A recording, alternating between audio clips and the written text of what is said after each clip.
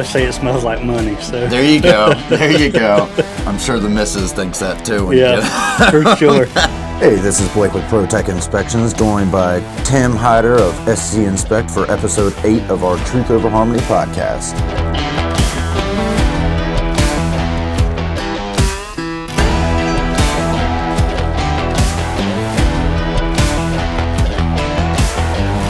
Please take a moment to take a look at all of our contract partners as they support us and support you.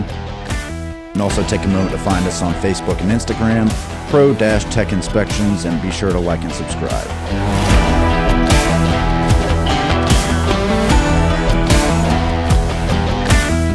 Well, Tim, thank you for joining us. Everybody who is watching and listening, thank you all for joining us for another episode of Truth Over Harmony.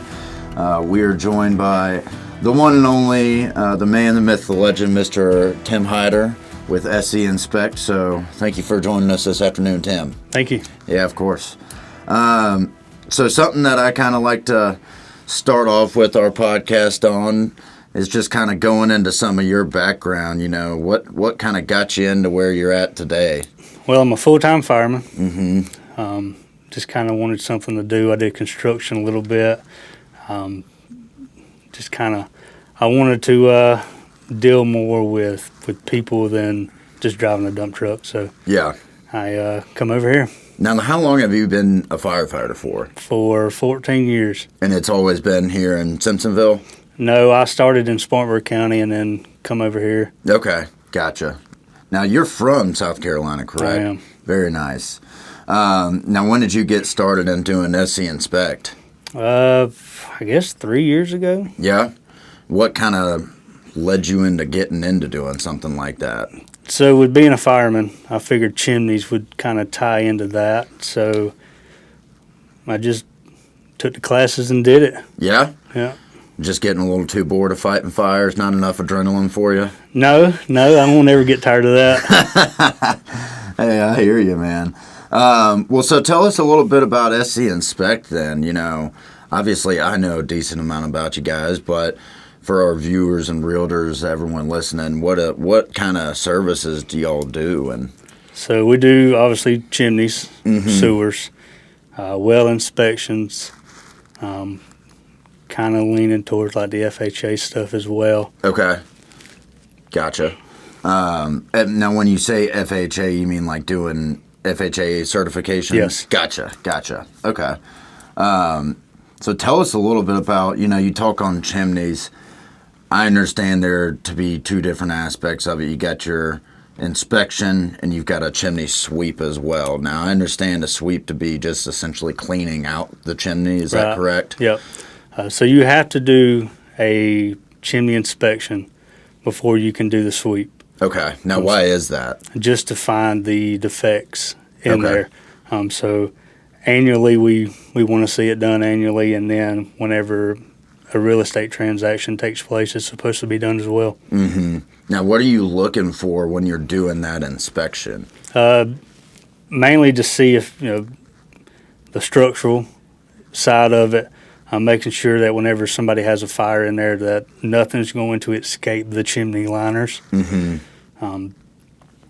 Stuff coming in contact with the combustible stuff. You don't want to see any house fires or anything like that. No, that would be something most folks would typically like to avoid. Right, yeah, for sure. What are kind of, I guess, talking on that, what are common problems that you run into? Is it, just gaps in the bricks, or what, I'm not a huge chimney expert, obviously, right? So yeah. I'm trying to learn here from the expert himself. So within the firebox, we see a lot of deteriorated mortar, bricks that are cracked. Mm-hmm. A lot of that is from people burning too hot within the fireplace. Okay. So you can have it get too hot in Absolutely. there, you can add too much wood and get it too hot. And it's usually when stuff gets hot and cold, mm-hmm. it'll start cracking and the expansion and everything going. Right. That makes sense. So, I mean, is there a way for anyone to know, hey, Jimmy, don't put another log in the fire because we might damage the fireplace? Right. Is there a barometer or a way for someone to know that they're not about to have their fire get too hot? So usually, I mean, if you're standing there and you kind of want to take a step back, that's probably too hot. Okay. So if you're standing there and it's comfortable, leave it the way it is. If it gets colder, throw a little bit in there at a time, just a little bit at a time, maybe one log. Don't start with 5 or 6 logs. That's when it gets too hot. Yeah.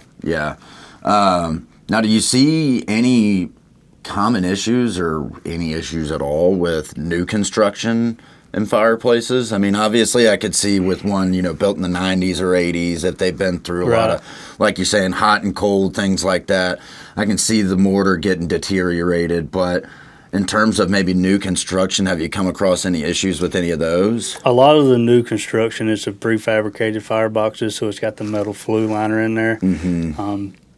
A lot of the times I'm seeing to where the joints are kind of flaring out from where people put it in there and they want to hit it with stuff to get it level. Right. And if it doesn't seat correctly, you can get the creosote buildup within the seams there. And the creosote is what is the main reason for chimney fires.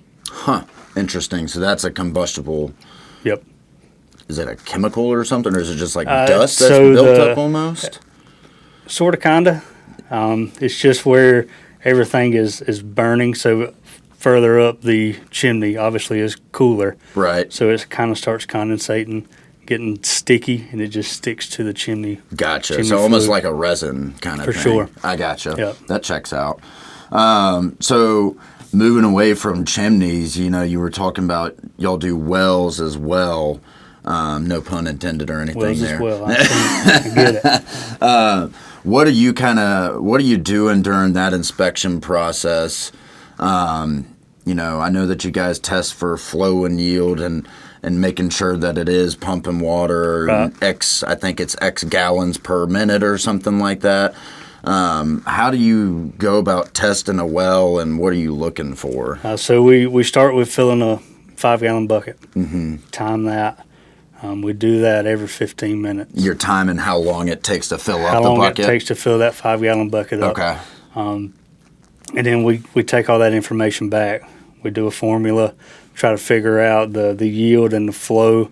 You want it to give you at least 1 gallon a minute to suit a family of 4 to 6. And so why do you have to do it every 15 minutes? Is that just to say like... That gives you your calculation. Okay, so you can't just do it one and done, basically. You have to do it. And how many times do you fill up that bucket? Until you get 350 gallons or an hour. Wow. That's quite a bit of water. Right, yeah, it flows good sometimes. I gotcha. Well, I mean, what kind of issues do you see when you're doing those? So we find a good bit of sediment within the pump or within the well. It'll suck up. So whenever you're filling your bucket, you want to look and see, obviously, is it cloudy? Does it have sediment within? Sometimes the wells just run dry. So Right. you'll be in the middle of flowing, and then it'll just stop flowing. Now, how can someone alleviate those issues?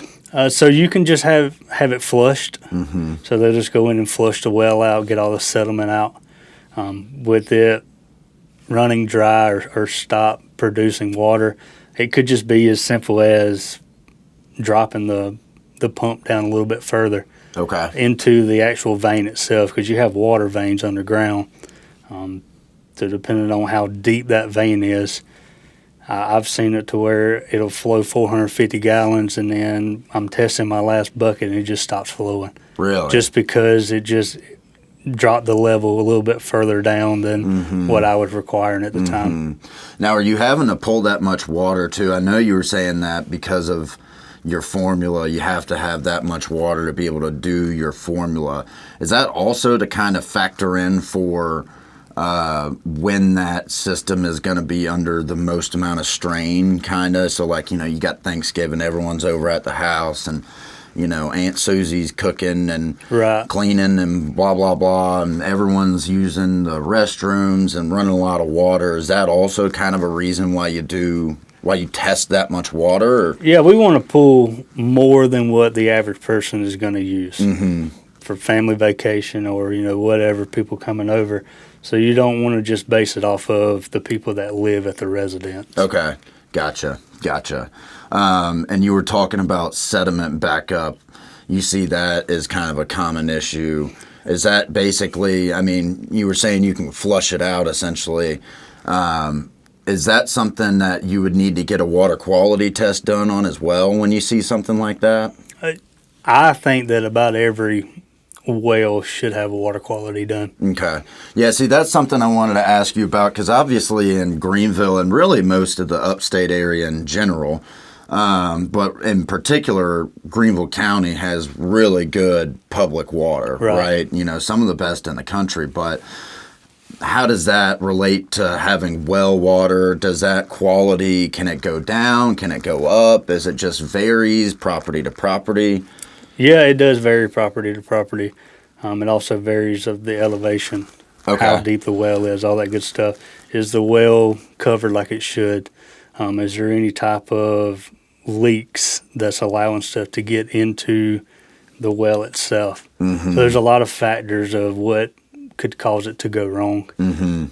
So like you're talking about elevation, you're not talking about, if someone's up in the mountains versus down in the, a more flat plain area kind of thing. You're talking about just in relation to how deep it is in the ground. How deep the well is, yeah. Gotcha. Because you and your neighbor could be side by side, but that vein could be a little deeper on your end or a little bit shallower on your end. Now, how do you know how deep that vein is? There's usually a tag on the wellhead itself that'll tell you when it was dug, how deep it is, the pump, everything that they can put on there, they usually put on there. Okay, so all the specifications basically that you need are typically on that well. I gotcha. Very cool. So we've gone through chimneys, we've gone through wells, talked on water quality as well. Something I really want to highlight, and it's arguably one of the biggest inspections that you probably do, is doing sewer scopes. Probably not the most glamorous job to go out there and play in, poop water, but tell us a little bit about a sewer scope. And I always say it smells like money. So there you go. I'm sure the missus thinks that too. When you for sure. I try not to get it on me though. I try not to take that back to the house. I would hope so. And I'm sure the missus appreciates that as Absolutely, well. Absolutely, 100%. So walk us through what a sewer scope is. How does that relate to someone's on septic versus on city or county sewer? What does that look like, and what are you looking for? We're usually looking for close to the same things. We want to make sure that sewer is all on gravity fed. So obviously everything you're flushing needs to be higher than the termination point, whether it be a septic tank or the city sewer line. We just want to make sure that everything is just staying where it should, so no damage to the pipe, that the joints are the way they should be. One shouldn't be higher than the other to stop everything from flowing. The septic tanks, we want to see them pumped every 3 to 5 years to keep your tank healthy. And depending on what's going on, it can start backing up if you don't flush it like you should. So that's the main thing with the tank versus the city. And also once you get to the city line, the city covers all that. Right. So you're not having to foot the bill on that one. Right. But the homeowner, as I understand it, owns that line until it connects to the city main, correct? Yes. And if it is a septic, obviously they own that as well. Yes. So you mentioned, having your septic tank flushed every 3 to 5 years, or pumped out rather. I've heard of some folks that have had, a septic tank, for several years, 10, 15 years, never had it pumped. How does something like that happen, and how are they able to get away without having to do that versus, what you recommend in doing it every 3 to 5 years? Is it just they've just gotten lucky, or? I think so. I think it's they just simply got lucky. Now, if they have a cement tank, I have seen to where if they don't flush them or get them serviced like they should, then it becomes brittle. You can just reach down and start pulling out the pieces of the cement. Oh, wow. Yeah, so it's very important to keep them cleaned and maintenance regular. Now, I believe I understand it that when we do a sewer scope, if you go out there and you run your camera and it gets out to that septic tank, you're able to tell if that needs to be pumped, right? For sure, yeah. Usually a telltale sign is just starting to back up into the lateral, which is the main line, and run from the house to wherever it terminates. So it'll start backing up. The camera will go underwater, and it just prevents you from seeing anything past that. Yeah, and I mean, talking about a real estate transaction, that's something that for your buyers is going to help save them a ton of money. Because, I mean, how much does it cost typically to get a tank flushed or pumped out? It could be a few $100s. You know, it's probably $600, Yeah. $500-600, something like that. And do you know off the top of your head what the price is on a sewer scope? I want to say I think it's $279. you know, so at most you're paying $279 to get that inspection done. If that runs to a septic tank and we can tell that needs to be pumped, well, you're able to, as a buyer's agent, go and talk to your clients and say, hey, let's have the sellers pump this tank for us, because regardless of if you end up closing it or not, it's someone else who comes along, they're going to ask the same thing. So that's, you know, you're spending $279, but then you get $400 in savings, $400 in savings because you didn't have to pump that tank, right? Right. So that's something that I always try and remind folks, and especially agents, of is, you know, you really can, if you're looking out for your client's best interest as a buyer's agent, that's a good way to save them some money. So that's awesome. And you still see issues with new construction too, I understand it, right? Absolutely. Yeah, we've had it to where people just treat it like a trash can and they throw stuff in the tank. So that's a lot of money that's going to cost the buyer. If luckily they spent the $279 and then they was able to get out there and get it fixed before they moved in and was having issues. Yeah, you know, I actually just saw a picture. A realtor that I actually lives in my neighborhood sent me a picture, and he goes, you know, I wouldn't have thought that this would have been an issue on new construction, but it was a pipe that had gotten bowed a little bit and was, you know, coming back up, and all that is just going to sit right down there and then eventually get backed up, and you're going to have problems. If it ain't got nowhere to go, it's going to go into the house. Yeah, absolutely. So run us through everything again. We've got sewer scopes, well inspections, chimney inspections. What else am I missing here, Tim? The FHAs. Yeah. So tell us a little bit about that. You know, manufactured homes, mobile homes. That's something that, with home prices being higher and interest rates being kind of high right now, it's something that a lot of folks are able to afford and achieve their goals of being a homeowner kind of thing. So a lot of people are moving towards those. And, you know, I know we do a bunch of classes on educating agents on how to go through these deals, but walk us through what it kind of looks like a little bit for you to do those FHA certifications.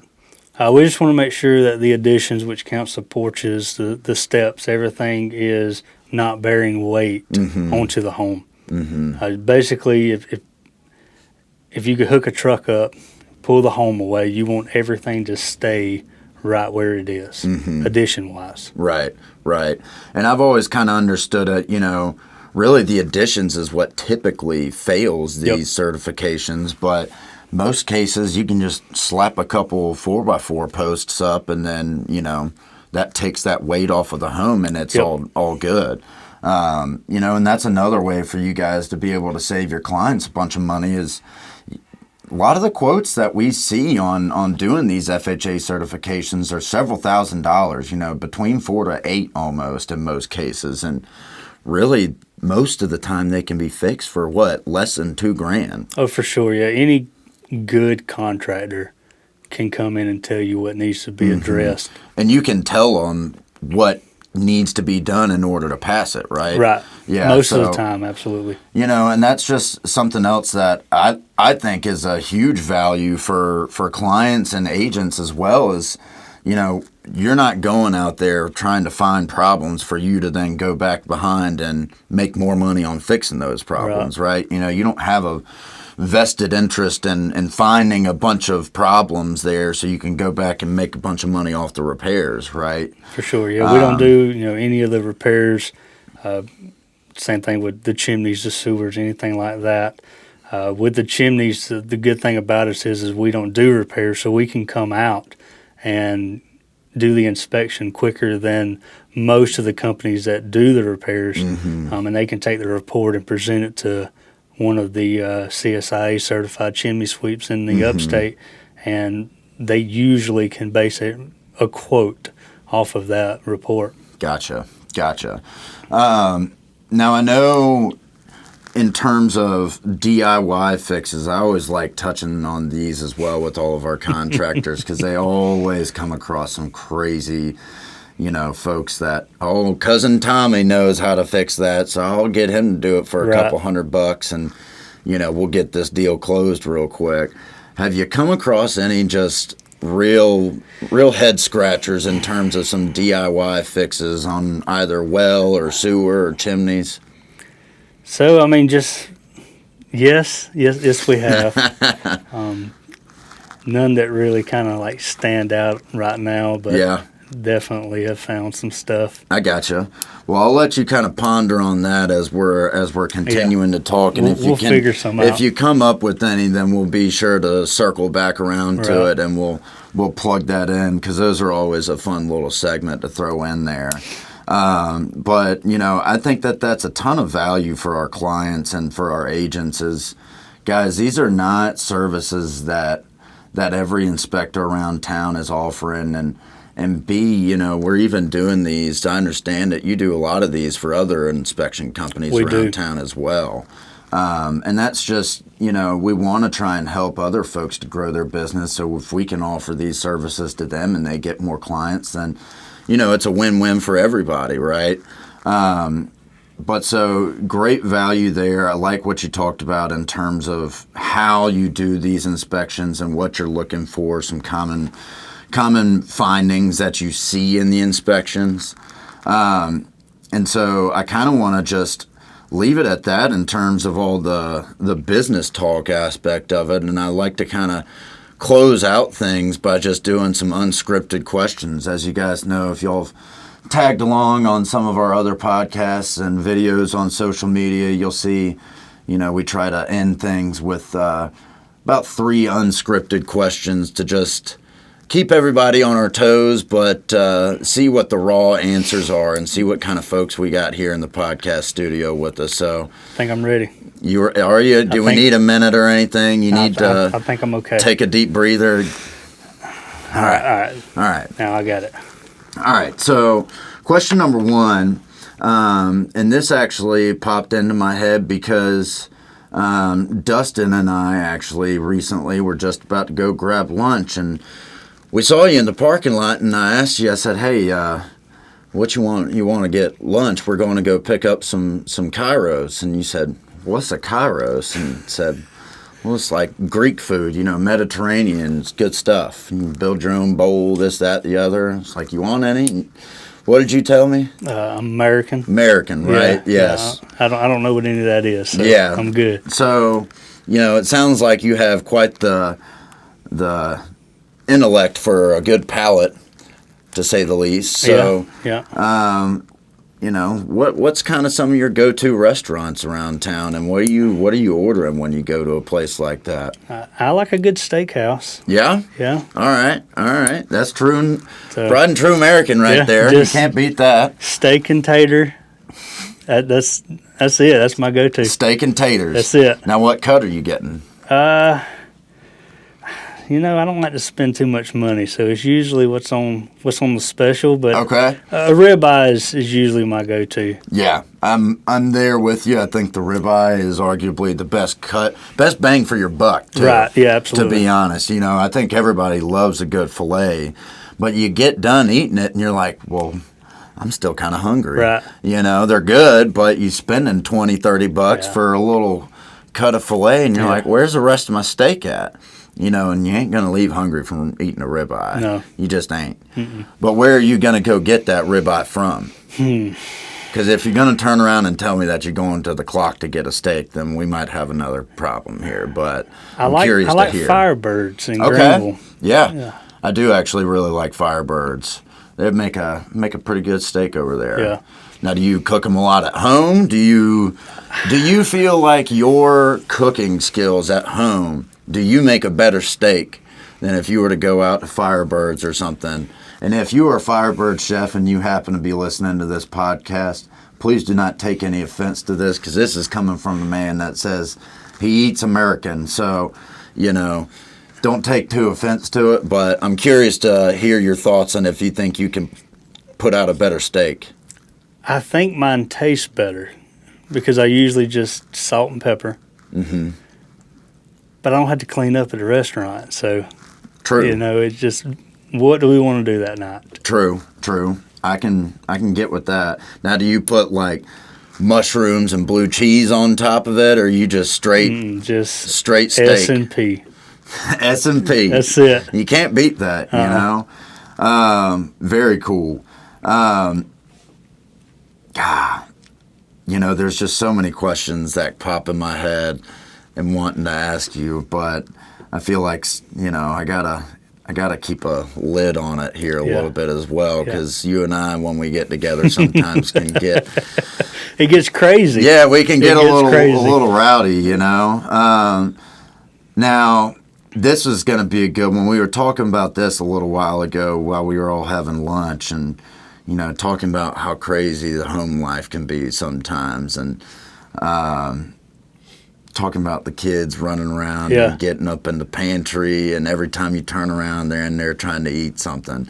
What's one of the craziest things you've dealt with as being a parent, and you know, maybe catching your kids getting into something that they shouldn't be getting into? That is every day. That is, they get into so much stuff, but it's good. Yeah. Yeah, it's good. There's never a dull moment at the Hyder household. Yeah. Never. Now, what's something that any of them have gotten into lately? I mean, are they out there hunting for squirrels or something, or, you know, bringing you any random critters from outside? And no random critters. Yeah. They got 4 chickens and a duck. Okay. So when it comes to them, they want to pick them up, carry them around. The little dog we have, they want to just carry something around, and even though they don't want to do it, they usually just sit there. The chickens and the dog, they're just scared to death. Really? Yeah, absolutely. See, anytime I'll pick up a chicken, they're always freaking out, and they want me to put them down pretty much immediately. Nah, they'll just sit there. Just take it. But the second that they're let go, they get out of there. They don't want no part of it. Oh, man. Lord have mercy. Cool. Well, third question, and I'm curious to hear your take on this, because if you guys can't tell, Tim's got himself a little bit of a southern drawl. And this is always a fun question that I like to ask my fellow southerners is, in the event that you won the lottery, obviously, you know, you're going to buy you a bunch of fun toys and this, that, and the other. Among those is likely to be a vehicle. If money is not a concern and we're going to go on a shopping spree, what kind of car are you going to get and why? And we'll go from there. So if I won the lottery, I'm definitely buying a bunch of land. Mm-hmm. Probably some horses, cows. You a big horse guy? Well, my wife is. Okay, gotcha. So, I got to have something to pull all that with, so it's going to be a big truck. Okay. I'm a Ford guy. Yeah, see, I was going to go down that path there. See, if you're from the South, you've probably had or participated in this argument or conversation more times than you would like to, and there's always the, you know, jokes of, well, Ford just stands for found on the roadside dead, but you seem to be a guy that's, you know, first on race day. for sure. Now, why are you a Ford guy versus a Chevy guy? That's all I've ever owned. Really? Yeah. So you just don't know any better? No. I don't like change either. So probably why you still eat steak and you don't like eating Mediterranean food either. I'm pretty simple. Yeah, for Interesting. sure. Interesting. So what you gonna get? What, like a F350, F450? I mean, money's not a limit, I'm probably gonna go like a big 650. 650. Yeah, I think so. Lord have mercy. I know. You're gonna need you a stepladder to get up into That'll that be thing. all right. Oh man. And circling back to your delicate palate, I kind of wanted to touch on this because we were talking while watching this show, eating lunch, and it was a cooking show, and these gentlemen were out in the woods, and they had made themselves a Brunswick stew, but had used squirrel meat to make it with. Have you ever indulged in the delicacies of our local fine squirrel? Never had squirrel. Really? I've had some other stuff, never squirrel. What's the wildest game that you think you've ever eaten? Coon. Oh, yeah? Yeah. Little trash panda, huh? Yeah. What was that like? Don't recommend. Very greasy. Yeah, really greasy. Yeah, don't recommend. Not lean. Huh. Mm-mm. Now, what got you to eat raccoon? I did coon hunting a good bit. Okay. So is that just like a rite of passage if you're going to go coon hunting? Yeah. Then you kind of... Yeah. You got to eat them? Have to do it at least once. Interesting. So you've done it once, and that's the last time that you'll probably do that, I take it. Second time, first and the last. Interesting. Well, you missed the episode that we did with Johnny at Upstate Pest Pros. He was in here, and we actually got us some edible bugs to eat on the podcast. How was they? They were actually pretty good, yeah? To be honest. I was, day of, we walk in, and I'm like, good Lord, I've got the podcast with Johnny today. I forgot that I'm eating freaking bugs today. We got us salt and vinegar crickets. Okay. What else did we get? We got some spicy fajita mealworms. What else? There was another one. Was it sour cream and onion? I think so. We had sour cream and onion crickets, salt and vinegar crickets, mealworms, and then we had some chocolate covered. I think it was an assortment of bugs. It wasn't just mealworms or crickets, okay. But if I had to, I would rate them probably salt and vinegar crickets. That's your number one? Yeah, they were pretty good, to be honest with you. I mean, obviously the chocolate covered ones, I would say that those were probably number one realistically, but it wasn't because of the bugs, it's just because they were covered in chocolate. Right. So it's almost like eating a chocolate covered peanut. Or, peanut. Just kind of crunchy, but all you really taste is the chocolate in it. So, didn't really taste all that bad. But the salt and vinegar actually had a pretty nice little kick to it. You get that salty taste at the beginning and then a vinegar after bite. And with the crunch. Right. And you kind of get to floss your teeth with the cricket legs, too. So, it's actually pretty nice. Okay. The sour cream and onion, that didn't do it for me. It was pretty bland. I think that had they put some more flavor on it, it would have been good. But I'm sure it's nothing like eating raccoon. But, I mean, what else are you eating out there in the sticks? Anything else other than raccoon? No. No crazy critters or nothing like that? No. Interesting. I go to the grocery store now. Oh, really? Yeah. Good for you. Good for you. Moving up in the world. I love to hear it. Oh, man. Well, cool. Well, I think that's going to wrap things up today. We're probably about 45 minutes into it, something like that. So, Tim, thank you for joining me this afternoon. It was a good time getting out of the day-to-day, playing in sewage water and all that good stuff. So, I'm sure the missus will be happy to have you come home and smelling a little bit better than you normally do. And clean. Yeah. So, thank you guys for tuning in. We'll have this posted sometime in September. So, again, if you're not following us on social media, be sure to. We're going to have some announcements coming up over the next couple weeks. Going to be having some news on doing sewer scopes as well. So may have Tim come in actually and speak another time just on what we're going to be doing a little bit. But thank you guys for tuning in. If you guys ever have any questions or concerns or just want to, talk with whoever our guest is or any of us about what we're talking about and, getting some extra information about it, don't hesitate to give us a call, 864-386-3810. And we will see you guys next time. Thanks for tuning in.